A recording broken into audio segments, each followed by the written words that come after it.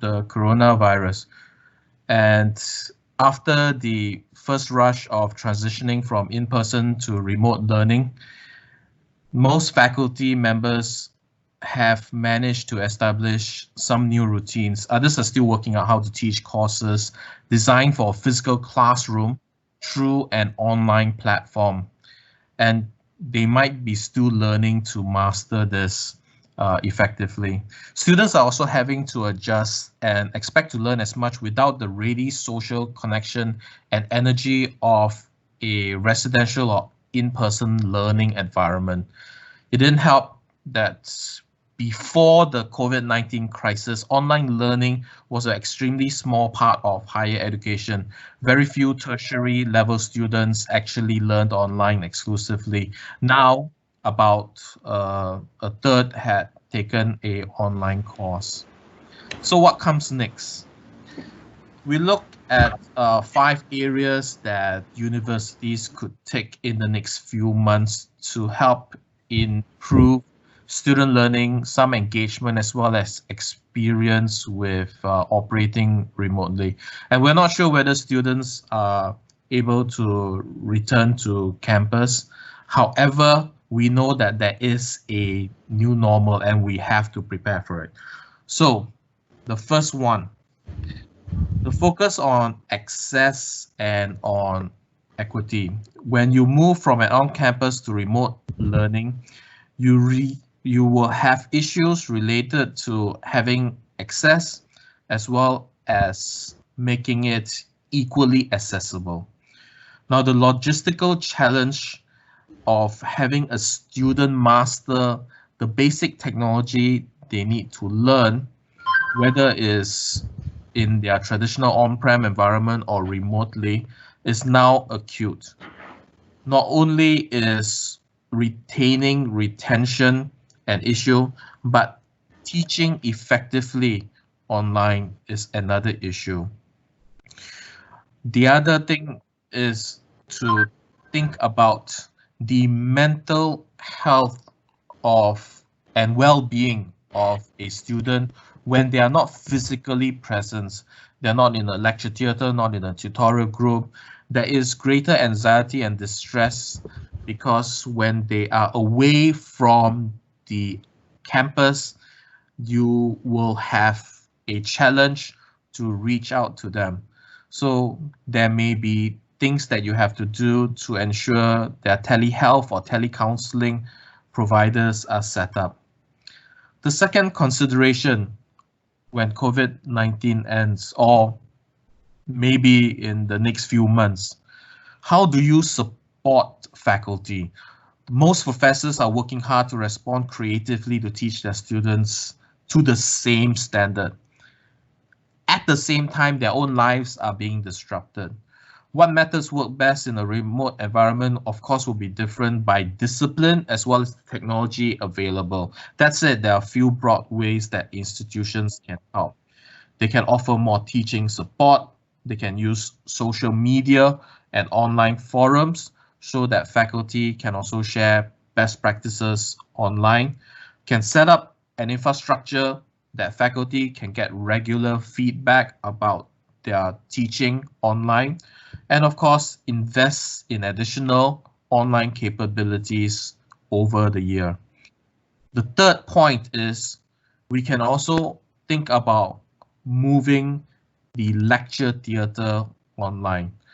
One of the key examples that we have at the University of New South Wales is the ability to use a question board effectively so that while the professor is lecturing in front of a very large class, the question board can answer students' questions without having to verbally voice out their questions. They type it into a chat box, and the repository learns over time what is the most likely answer that the professor would have been given, as well as allow crowdsourced voting from students who can upvote or downvote a possible answer. The fourth area is to activate stakeholders. Big or small, public, private, colleges and universities are alike in one way. They are rich in human talent.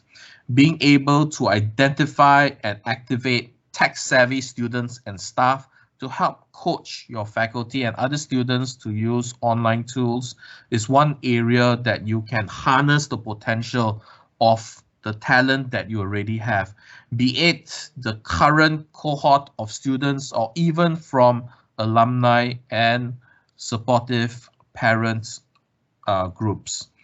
They can provide you remote mentorship and coaching to help support students with remote learning, their future career discussions, and even provide virtual internships. Upcoming in Singapore with the Skills Future in terms of the efforts that they are making with SG United, and on June the 1st, there will be an announcement in Singapore for the traineeship grant. The program will be administered by DISG, which is part of the Economic Development Board, where the current cohort of higher institution graduates, be it from universities or polytechnics and even the ITE, will be funded up to 80% of their starting salaries for at least 12 months. And this will be one area that you can look forward to providing support for the current cohort of graduates. The fifth and last point is to invest in cybersecurity to ensure the continuity of teaching and learning in this space, because there are gaps that exist in securing and ensuring the safety of your environment when you have an on-premise campus. When you're doing it remotely, you will have different needs to consider. In the Microsoft Education Transformation Framework for Higher Education, we focus on the needs of tertiary education, and it comprises 4 pillars. This paper has been jointly written by Amit Pawar, and it's a global white paper that you have access to. It provides you guidance on student success, teaching and learning, academic research, and lastly, secure and connected campus. With student success, you will be able to attract students, drive student outcomes, and connect with students in lifelong relationships. In teaching and learning, you will be able to build an environment that empowers academics to do their best work with personalized learning systems and collaborative spaces that empower students to reach their full potential. In academic research, we can empower all researchers with a powerful and flexible computing environment to perform their research without constraints from the underlying infrastructure and collaborate with other researchers across the world. And lastly, in a secure and connected campus, it helps you reimagine how to configure, optimize, and manage campus resources by connecting the physical infrastructure with digital technology. Thank you very much. Okay, thanks, David, for sharing the what Microsoft is doing for the education and under this coronavirus situation. And I believe the user behavior has been changed, and how can we make a transition, go back to school, and we can start to think about it. And before we go back to normal, using Teams, having a meeting or webinar like this is a good idea. And so David, for the 4-pillar white paper, is that available for download? Yes, it is. Amit has posted to anybody who can access the chat the link to the paper. Okay, thanks, David. Okay, and so the next, Amit Pawar will be giving us the talk about Windows 10 and the ScreenBeam in the classroom.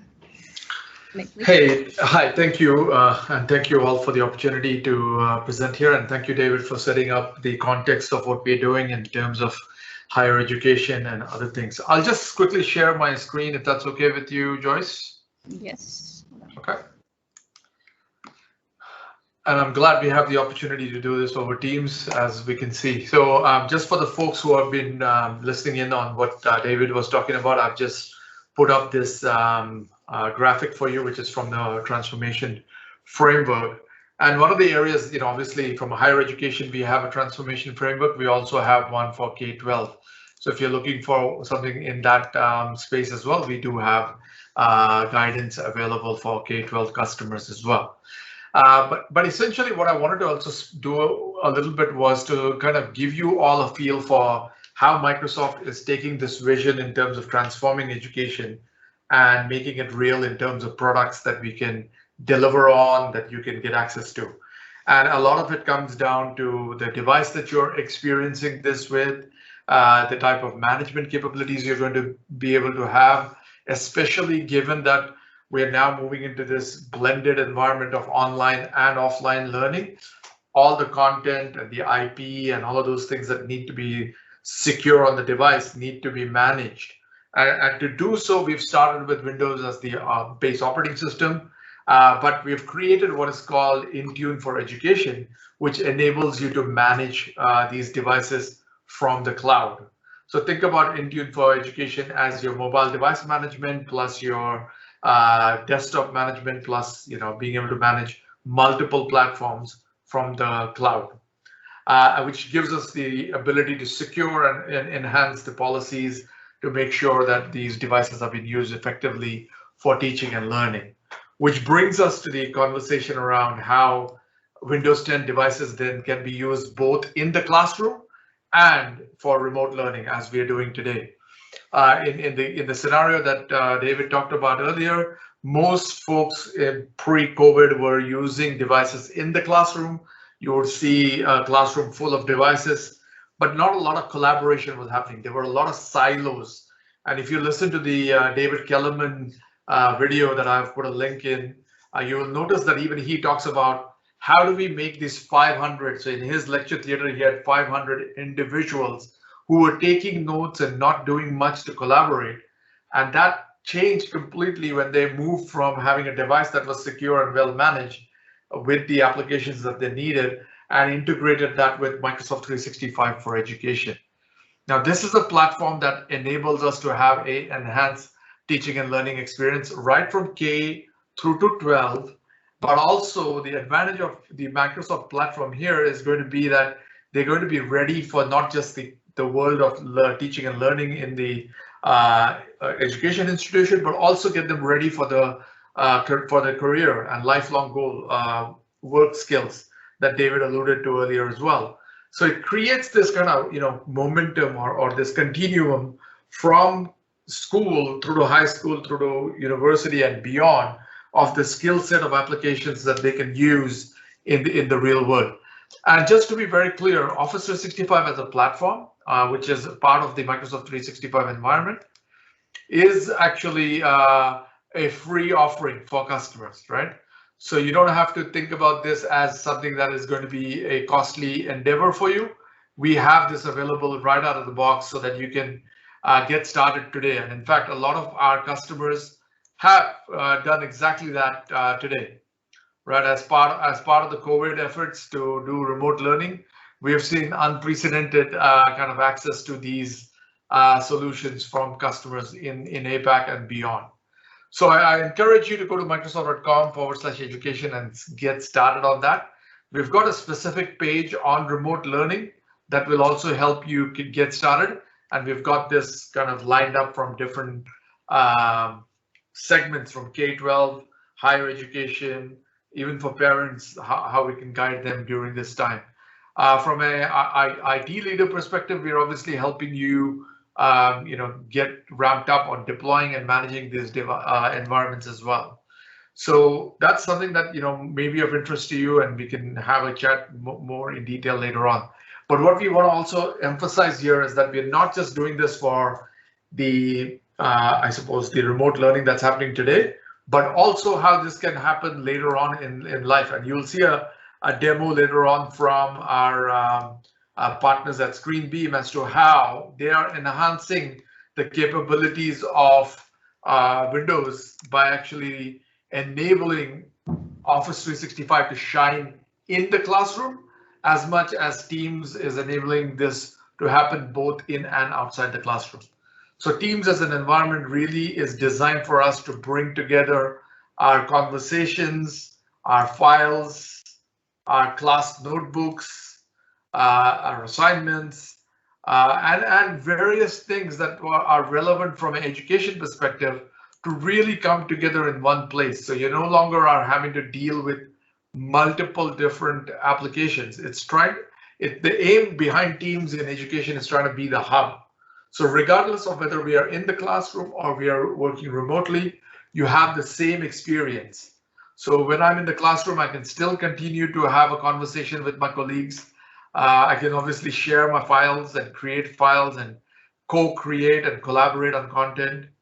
I obviously have access to my own class notebook, and I encourage you to look into class notebook, because in the last 6 to 7 weeks, we've had universities as well as K-12 schools who've been using other platforms, and we are completely aware that there are platforms available from other vendors like Google and Zoom and many others that are enabling this. But there are some very unique things that are differentiating what Microsoft 365 brings. And one of those key differentiators is OneNote Class Notebook.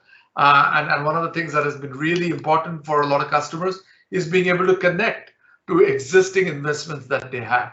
So if you are using Class Notebook, we're not asking you to abandon your existing LMS or existing investments in other tools that you may already have, like Moodle or Etsy or Schooler or Canvas or others. And more are getting added to this list every day. So it is an inclusive and extensible environment, which is exactly how we're partnering with many of our partners, including what we're doing with ScreenBeam. So when I think about remote learning as well as in-classroom learning, the Windows environment plus Teams environment from an education perspective really is going to round out things. The other thing I wanted to kind of highlight for you guys is we're working also to give you more insights into how things are happening. What are the digital activities vis-a-vis what are the activities on a day-to-day basis, on a 7-day average basis, on a 30-day average basis, or even all time. We can actually get into the information of, hey, which student has been actively providing input and collaborating, which student and how are their grades going based on and we can correlate their digital activity to their grades, because there should be a correlationship between the more work they do and the more they are collaborating, and therefore they are understanding the content a lot better, therefore their grades should be better. Whether they're doing assignments on time, right? Those sort of things can be also average time to feedback, whether they are responding to anything, any communication activity.